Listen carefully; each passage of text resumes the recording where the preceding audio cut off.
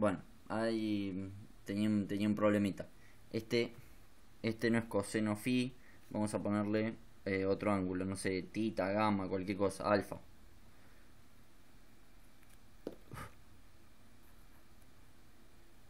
Este coseno alfa. Este alfa, ¿sí? Este alfa es el ángulo que hay entre la tensión y la corriente, ¿está bien? Este es alfa. Este ángulo que hay acá también sería alfa. Y acá, bueno, no hay un ángulo alfa. En realidad hay un ángulo alfa, pero es cero. ¿Por qué? Porque la corriente está en fase con la tensión. Cuando pasa eso, alfa es cero. El coseno de alfa, o sea, el coseno de cero es 1. Entonces, a ver si entienden por qué es esta curva.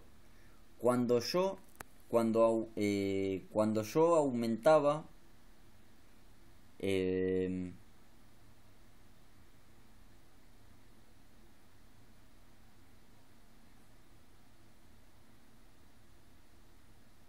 o sea, cuando yo aumentaba la excitación,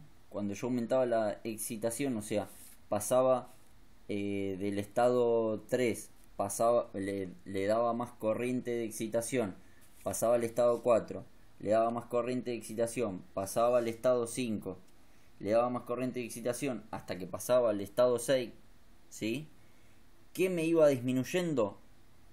Eh, acá, o sea, acá, si puedo observar, me va disminuyendo la corriente de carga. Cuando yo voy aumentando eh, la excitación, me va disminuyendo la corriente de carga.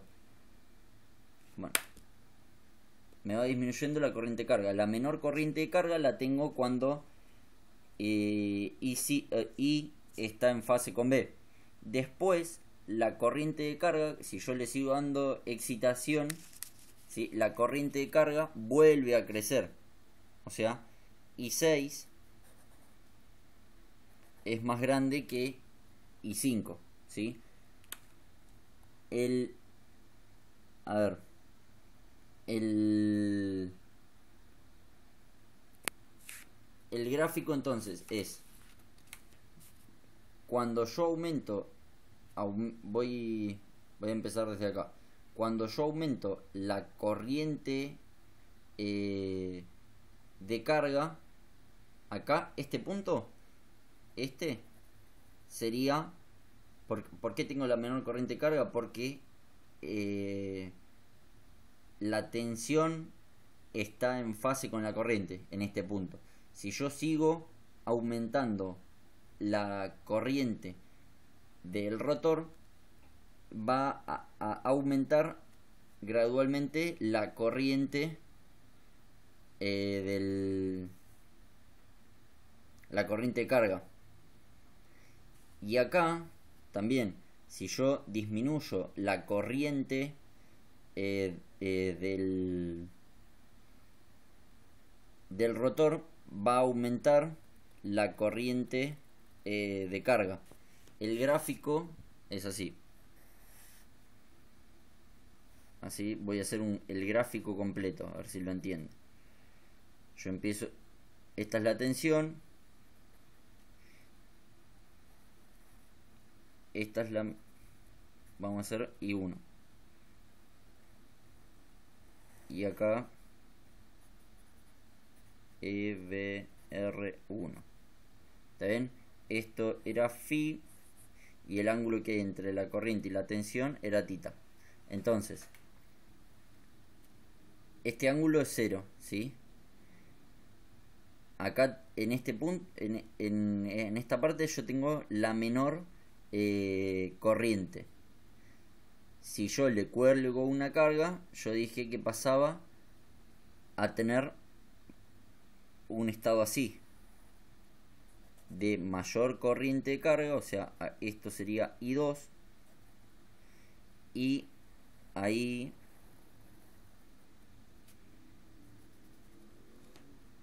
EBR2.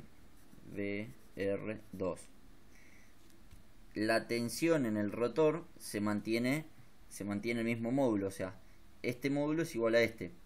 Lo que crece es el módulo de la corriente de carga, ¿sí? Y bueno, crecen los ángulos. Este es phi 2 y este sería alfa 2. Entonces,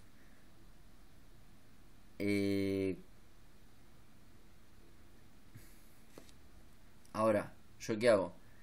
Le aumento, sí, esto es cuando yo le colgué una carga. Ahora le aumento la corriente, en el rotor. ¿Qué pasa? Si yo le aumento, acá este gráfico, le aumento la corriente en el rotor, ¿yo qué dije? Va a volver a este estado, al estado 1, va a volver con el phi 1, pero ¿qué pasa? Va a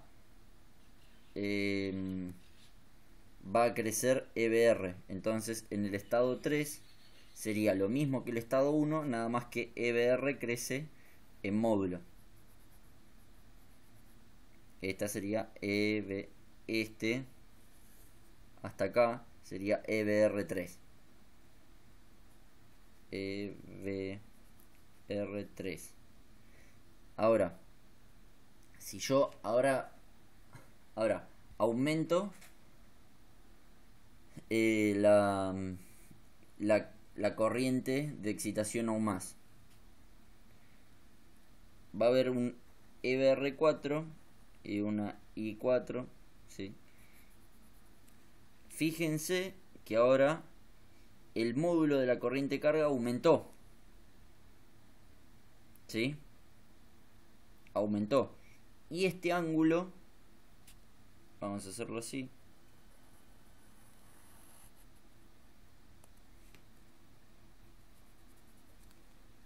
esta sería EBR3, esta sería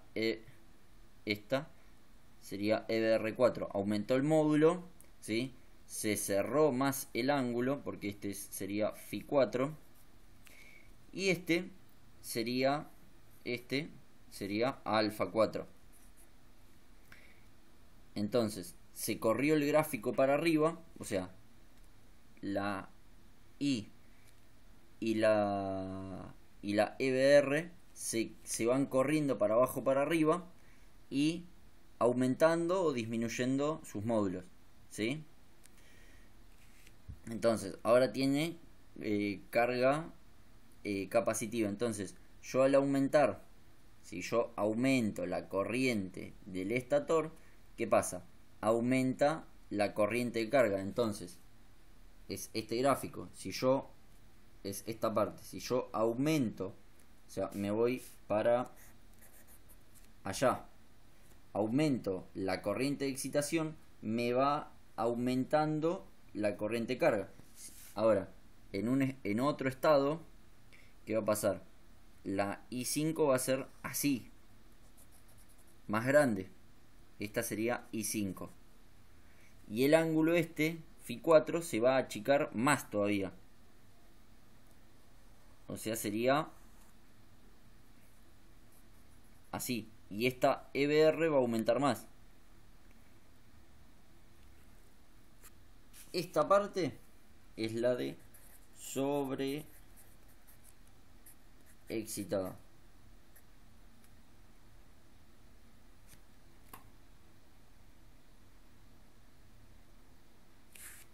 Sobreexcitado. Y esta parte es la de subexcitada.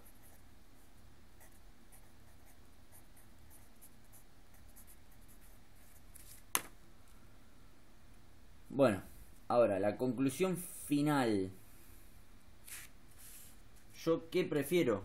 ¿Un motor sincrónico subexcitado o sobreexcitado? La respuesta es simple. Yo prefiero siempre un motor sincrónico sobreexcitado. ¿Por qué? Porque si yo esto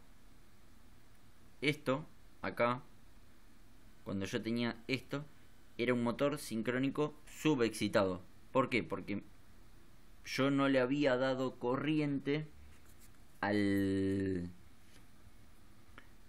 al rotor, no le había dado corriente continua al rotor y me estaba consumiendo que acá este ángulo, ¿sí?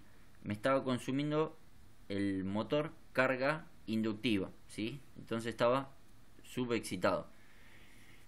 Me estaba consumiendo carga inductiva. Si yo le agrego más carga al eje, ¿qué pasaba? El rotor se paraba. ¿Por qué? Porque perdía el acople magnético. Ahora, si yo tengo un motor sobreexcitado, o sea, sería este diagrama fasorial, tengo un motor sobreexcitado, yo en cualquier momento le puedo mandar carga al eje.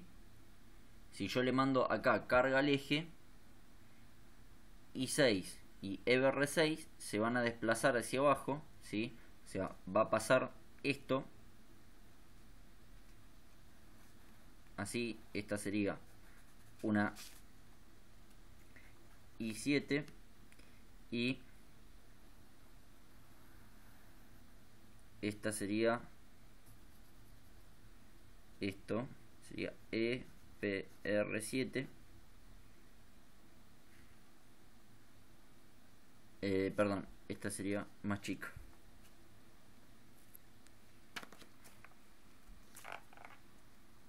No, no está bien. Más grande. Ahí. Entonces, si yo le aumento la carga al eje, ¿qué va a pasar? La corriente que demanda, o sea, la corriente carga, va a aumentar.